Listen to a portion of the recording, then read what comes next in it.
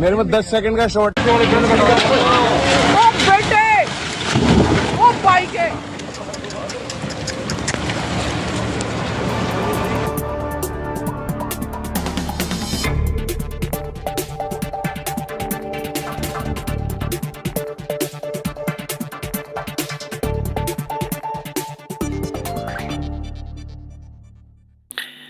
सबका साथ, सबका विकास, ये नारा दिया था देश के लोकप्रिय प्रधानमंत्री नरेंद्र मोदी ने। नारा लोक लुभावन था तो लोगों के कानों को यह नारा भा गया और देशवासियों ने पूरे जोश खरोश के साथ भाजपा को वोट देकर उन्हें जिता दिया। आज केंद्र सहित 17 राज्यों में भाजपा की सरकार है। अगर एनडीए गठबंधन की बात की जाए तो यह आंकड़ा 22 तक पहुंच जाता है, यानी कि 22 राज्यों में भाजपा की सरकार है। मोदी ने वादा किया था स्मार्ट सिटी बनाने का, तो उसकी शुरुआत हुई है दिल्ली से।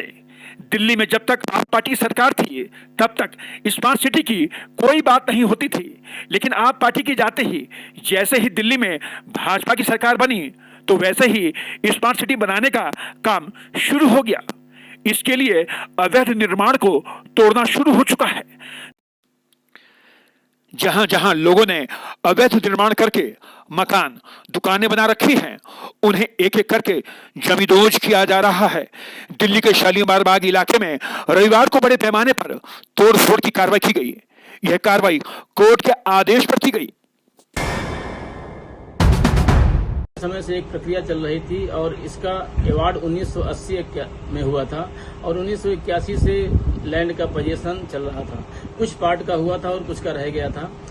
हम लोगों ने पिछले 6 महीने से कब्जा के लिए यहाँ पर निरंतर प्रयास किए और लोगों को जाके नोटिस दिया, उनसे बताया कि यहाँ पर खाली करें। उसके अगेंस्ट में लोगों ने हाई कोर्ट में अप्रोच किया। हाई कोर्ट ने हमसे डिस्ट्रिक्ट एडमिनिस्ट्रेशन को, लैंड एक्विजिशन कलेक्टर को कहा कि आप इनकी हियरिंग करें और उसके बाद ही कोई आगे का डिसीजन लें। उसके तहत हमारे लैंड एक्विजिशन कलेक्टर ने सारे लगभग 157 लोगों की हियरिंग करने के बाद जस्टिफाइड आर्डर पास किए और हाई कोर्ट में एक स्टेटस रिपोर्ट सबमिट की। डिटेल आर्डर पास हुआ।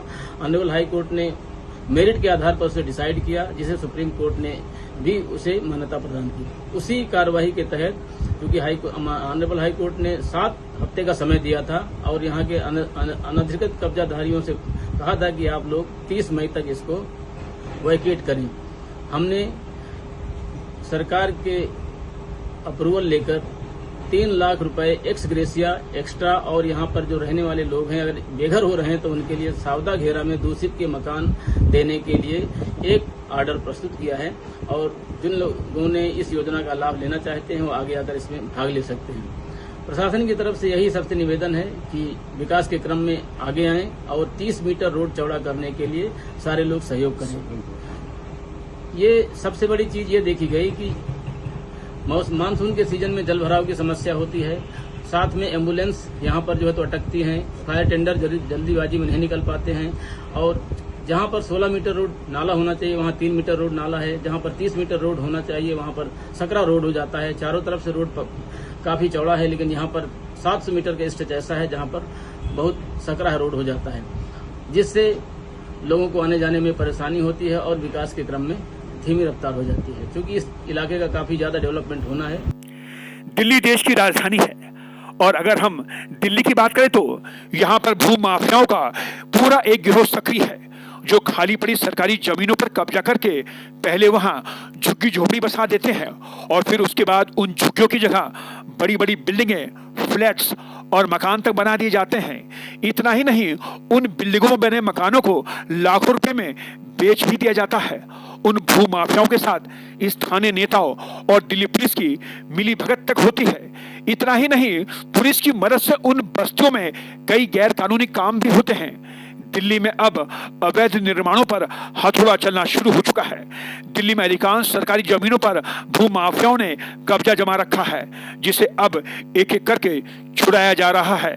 न्यूज़ नेट भारत की रिपोर्ट।